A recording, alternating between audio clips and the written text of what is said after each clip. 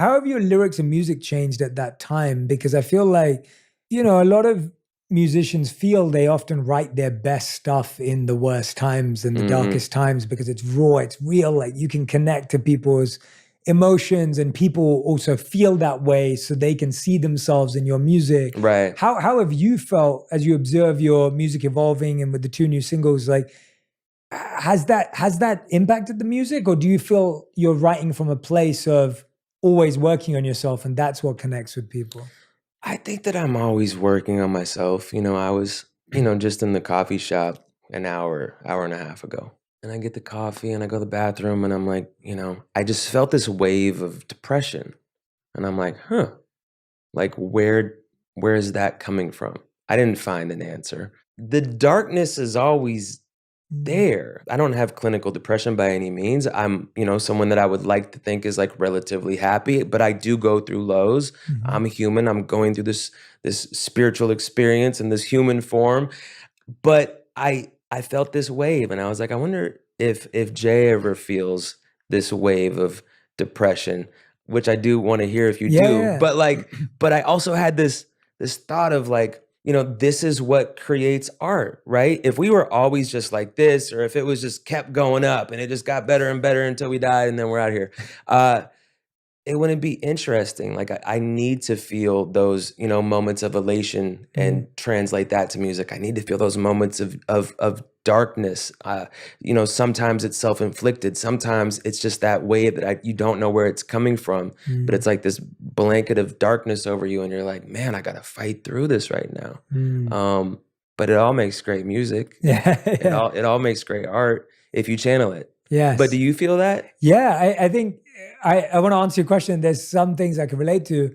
When I was in my teens and I first started hearing about depression, and that time it wasn't the norm to talk about those things. Like today, as you said, we're trying to talk more about these things. But when I was in my teens and I first heard someone was depressed, in my head I was like, how can you be depressed? You have everything. Like I was one of those people who looked at a friend who seemed like they had it all together and couldn't fathom or understand how they could be depressed. Right. It was like, you make good money, or you have a good situation, you're a good looking dude. Like what's your you get women. Like I had that very basic view as a teenager. And then I felt it for the first time when I left the monastery. So I lived as a monk for 3 years, majority of it in India. And when I left, that's the first time I felt depressed. And I was around 25 going on 26. And that was the first time it hit me in my entire life. And that was because I had a plan and I had a direction I was going in and it didn't work out. Yeah. And all of a sudden I had I wouldn't even say a wave, I would say a very strong sense of depression. And I didn't even let myself admit it to myself at the time because I was so scared about what would happen if I admitted it. And so if you asked me during that time, I would have said, I'm fine. And it was only years later that I was able to locate and say, actually, I was depressed during that time. I just was scared to even say it out loud because I didn't know who to say it to. And it was then where my monk skills and tools that I'd learned actually came to help me and give me that direction. Now, today, that was nearly 10 years ago since I left. So it's been a long time. And I'd say today that I get sad thoughts. I get depressive thoughts.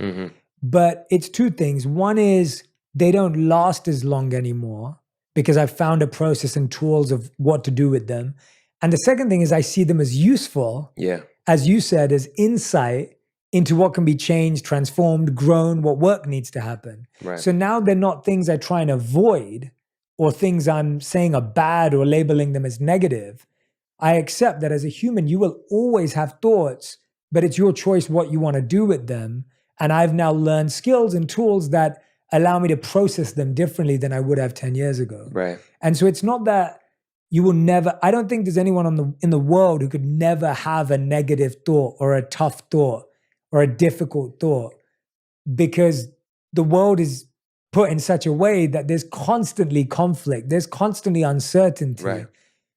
So unless you're numb from it all, there's going to be something that gets beneath your skin or something that gets into you, but it's what you do with that. It's kind of like saying, wishing for a day where it stops raining and stops being cold. It's like, that's never going to happen. The weather's going to be the weather. Yep. It's going to rain. It's going to get cold. It's going to snow. And you either have your umbrella and your snow boots ready to go, or you're going to be cold and wet. Yep. And so I think for me, it's like, I'm focusing on what's my umbrella? What's my snow boots? What's my raincoat?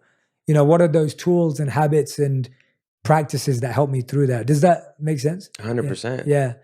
I love that. So, yeah, I'd be lying if I said I don't have sad thoughts and I think we have to get out of that, because I think we all deep down believe that we will one day get to a place where you don't feel that way. And that kind of, I feel, stops us from getting there. I don't know if you've ever sensed that. Like, yeah.